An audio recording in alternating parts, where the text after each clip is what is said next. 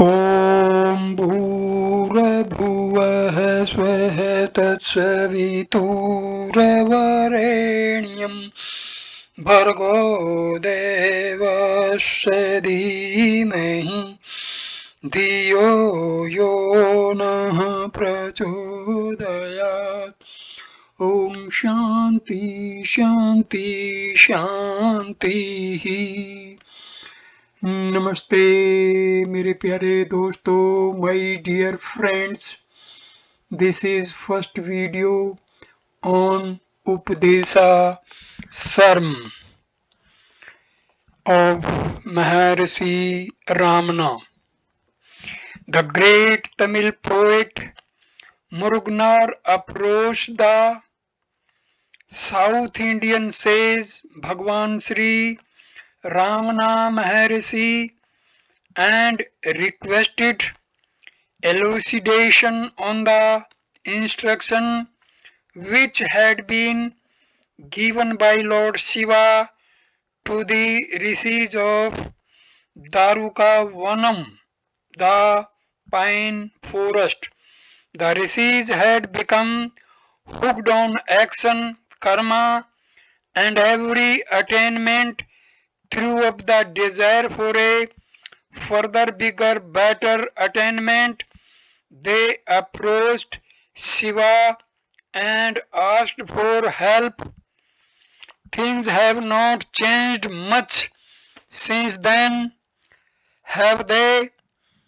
The human condition continues to be enthralled with the shadows, all the while oblivious to the all important source of light.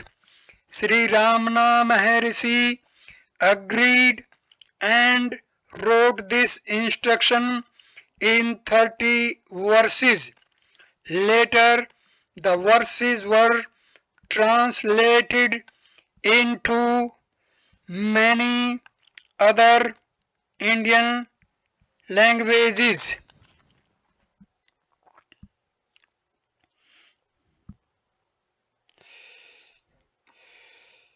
Sanskrit scholar Kavyakantha Ganpati Muni, they were also translated into Sanskrit.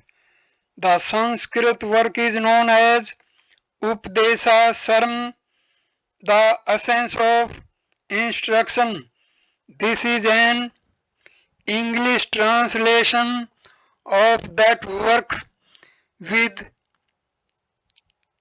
commentary in English. Updesha Sarm is a composition of 30 verses in Sanskrit written by the Maharishi himself on the essence of the teaching.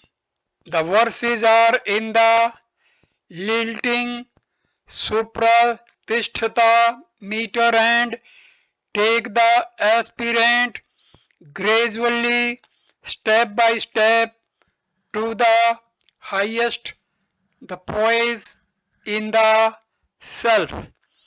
The Muni wrote a short and lucid commentary on the verses, and the work is available in print. For the first time, a translation in English of the Muni's Bhasha is provided here. A translation in English is given for the original verse as well as for the commentary. Certain words occurring in the commentary are explained in the notes. First stanza. Kartur agya prapte phalam karam kim par karam tajjagam. The fruit is obtained by the command of the master of action.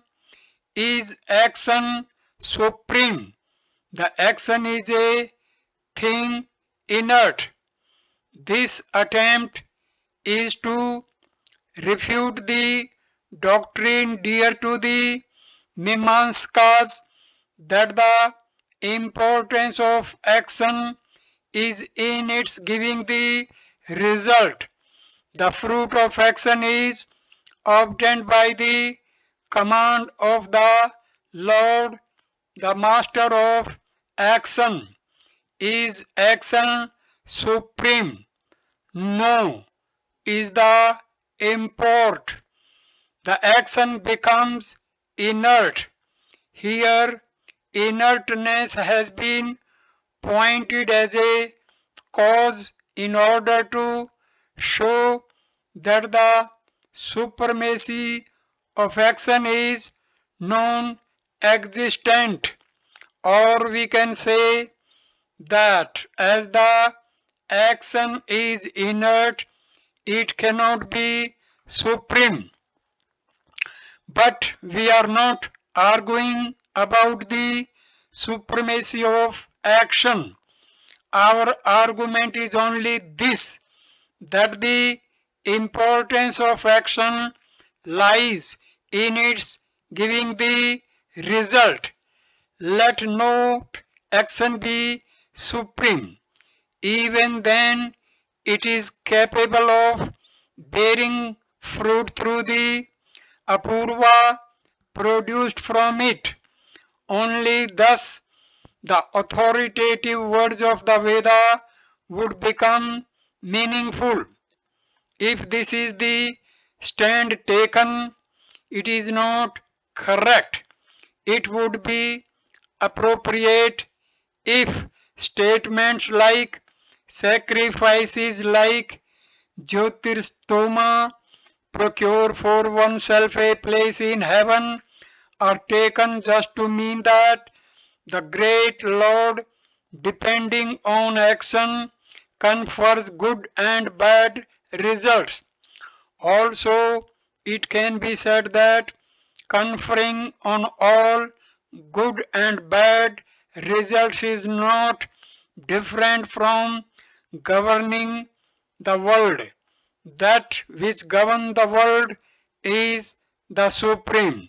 That's why those who argue for action use the word deva to denote the apurva produced from it. Maharishi also, when he questions the supremacy of action, indicates that apurva only as action and apurva are not separated in common dealings. Therefore, it is not possible for the objector to say that he is not talking about the supremacy of action. This is the import. The apurva fabricated by Mimamskas is not supreme as it is inert. It cannot also independently confirm confer good and bad results. It is superfluous as without any contradiction to the authoritative statements it can be said that the Lord, depending on action, confirms confers good and bad results. Stanza 2. कीर्ति महोदधौ पतन कारणम फलम शाश्वतम गति निरोधकम. The transient fruit is the cause of falling into the great ocean of action. It obstructs the attainment of the goal. The fruit, the result of action, is transient as it diminishes by enjoyment and has misery as remnant. It becomes the cause for falling into the great ocean of action. If the fruit is eternal, then there is no returning back. The import is that as the fruit is transient, subject to the remnant misery, there takes place the returning back. So it obstructs the goal. The implication is that it acts as an obstruction, an obstacle in the path from where there is no turning back to the goal of supreme state. Here, Bhagwan says that the transient fruit alone, not action, is the cause of the fall. It has to be understood that Bhagwan holds blameworthy only action done with desire for result. Stanza number 3. Isvara arpitam nechaya kirtan chitta shodhakam mukti sadhakam. Action dedicated to the Lord and not done with desire purifies the mind and effects liberation. Dedicated to the Lord, the overlord of the universe, thus thou art the fruit of this action. Employ it in the affairs of the world as thou desirest. Without desire, there is no dropping off. Na is Nichaya, as in Naika, etc. The action thus done purifies the mind. It also becomes a means of effectuating mukti, release from the bonds of samsara. When the mind is purified, liberation is easy to attain. Stanza number 4. Kaivagne karya muttatam pujanam jan paschit chantanam karmat. The action of the body, word and mind which worship, japa and meditation are respectively superior. The action is differentiated. The action of the body is worship. Action of the word is japa. The action of the mind is meditation. Thus, the import has to be taken in the same order. Each one is superior to the other. The first action is worship. The action of japa is superior to worship, and superior to japa is dhyana, meditation. In japa is included prayerful chant. Stanza number 5. Jagat Isadhi Yukt Sevanam Astamurtir Bhirde Pujanam. Serving the world with the idea of God is the worship of the divine bearing the 8 forms. In the last verse, the word worship denoted the usual idol worship. This would be evident as it was said to be inferior of all actions. Now in the context of worship, a special worship which is superior to all actions is described. That is to serve the world, the expanding universe with the thought that God only is this universe. That is to say, the worship prescribed by the discipline of Sandilya. All this is Brahma.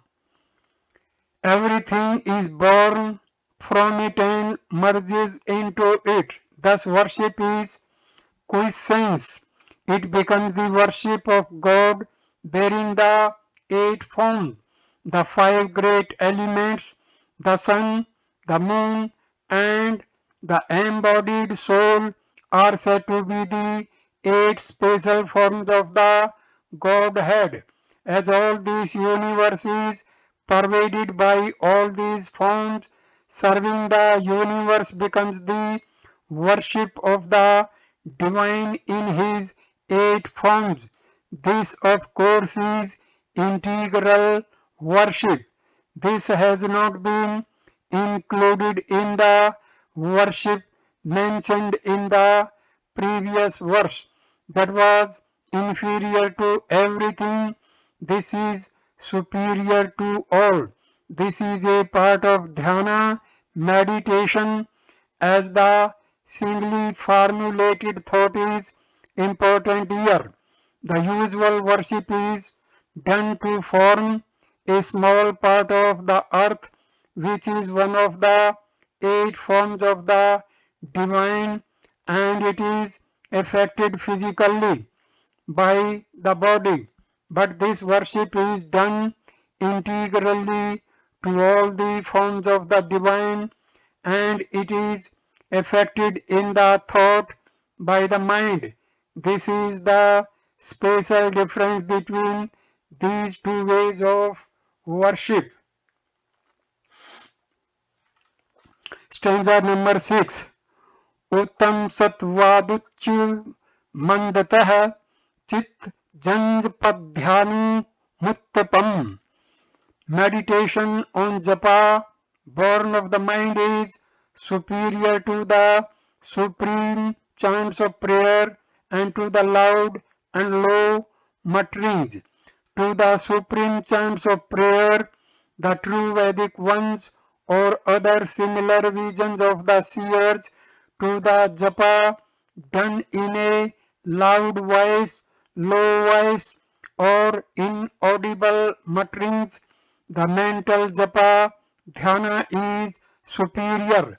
The word japa dhyana is compounded to mean japa, which itself is dhyana, meditation, and not a combination of japa and dhyana. For dhyana is not different from mental japa. Dhyana, that is mentally doing the japa, is superior to chanting in a loud voice or muttering in an inaudible tone. We have to infer that out of the 3 forms of japa, each one is superior to the preceding one in the order mentioned. Stanza number 7. आजय धार्या स्त्रोत सास्मम सरल चिंतनम विरलतः प्रम. Like the flow of ghee, like the stream of water, constant natural meditation is superior to an intermittent one. Like the flow of ghee and the current of a river, easy, natural, constant thought is superior to a meditation now and then broken in the middle. Even in good meditation, the one without a break is commended and not an intermittent one. Comparison to the flow of ghee is to indicate the sticking endearment of relationship in the form of devotion during meditation. Comparison to the current of water is to indicate immaculate purity. Stanza number 8.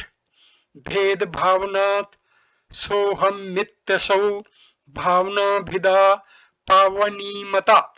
Instead of meditating on the difference, if meditation is done without difference, as I am he, it is considered sacred. Again, a speciality in dhyana is mentioned. In meditation, the meditator imagines God as different from him and then meditates on him.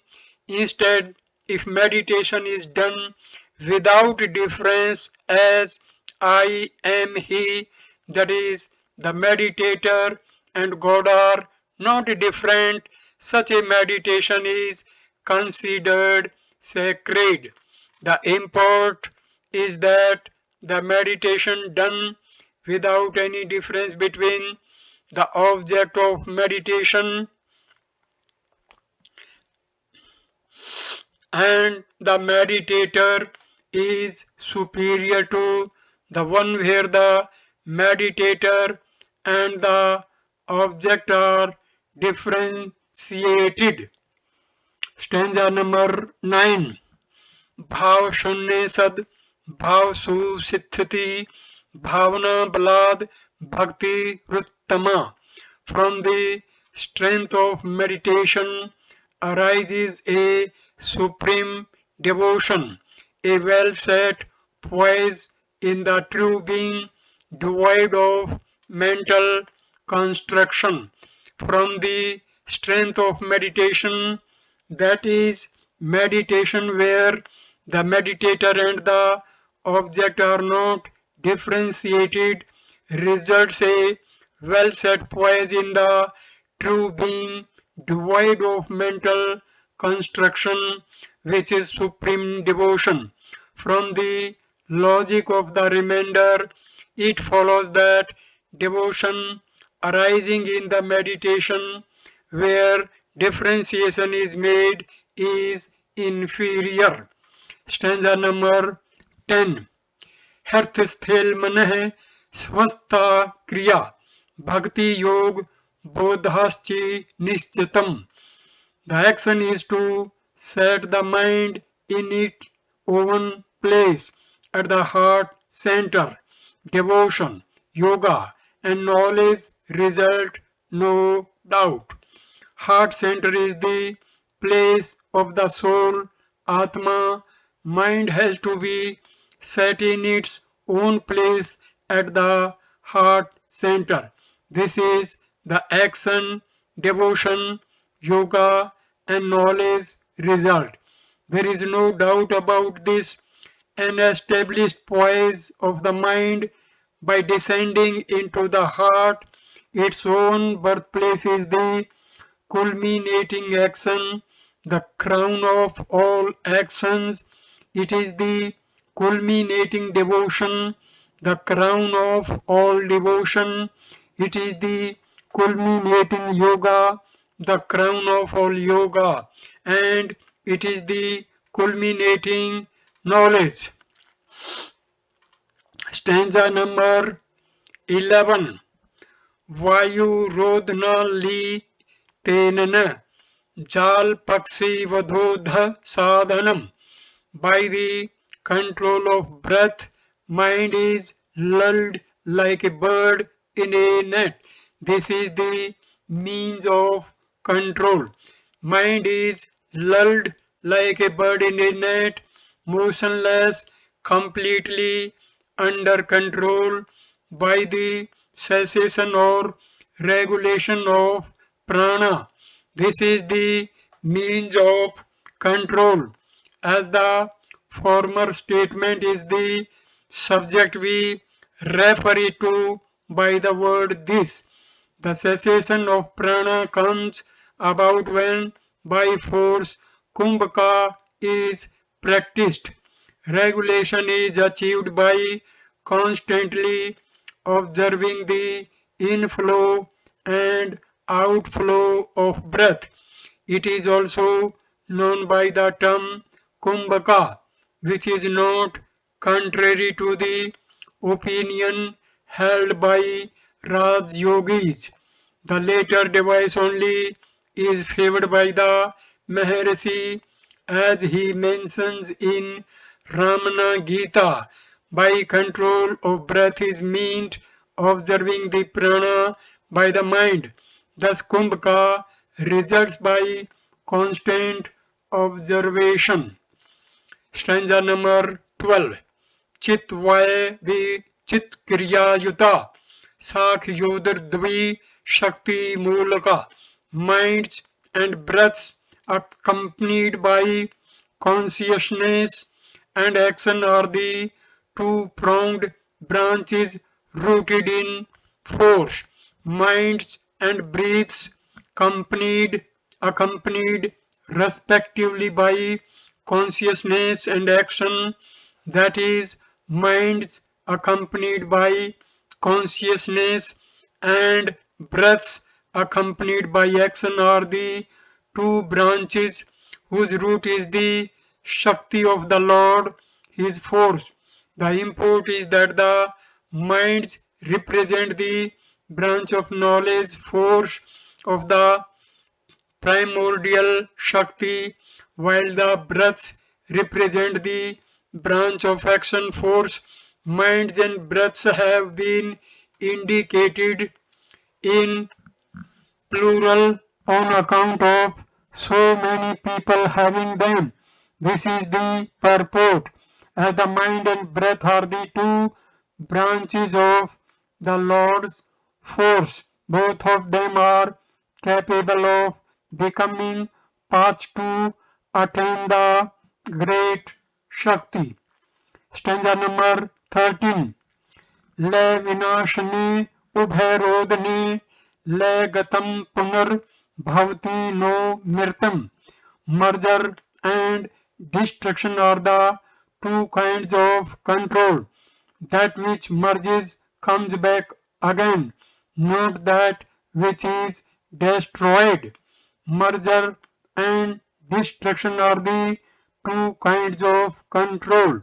The compound is found by the elision of the middle word. The mind, this is understood that merges is born again. That mind which is destroyed does not take birth. Merger means the mere withdrawal of the mental activities. For a yogi who has merged his mind, samadhi and working state happen alternatively. Destruction is the abolition of the I sense, which is the root of all activities. For a yogi who has destroyed his mind, the state of samadhi is constant. Stanza number 14. प्राण बंधनालीन मानसम एक चिंतनान्य समेतद्य. By control of prana, mind gets merged. It gets destroyed by the one thought. As said in the previous verse, by control of breath, either by cessation of prana or by regulation of prana, the mind becomes merged. It gets destroyed by the one thought. By contemplating on the oneness with the soul. Control of prana causes only the merging of the mind. It does not cause the destruction of the mind. Contemplation of the oneness in the merged mind leads to the destruction of the mind. Stanza number 15. नष्ट मानसो त्कृष्ट योगिनः कर्तमस्तिकिं संसितम तियन्तः. Is there anything to be done for the excellent yogi who has destroyed his mind and attained his own state?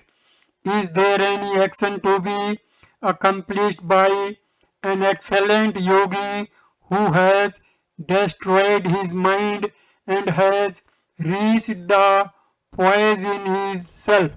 The purport is that when the mind is destroyed, there remains nothing to be done.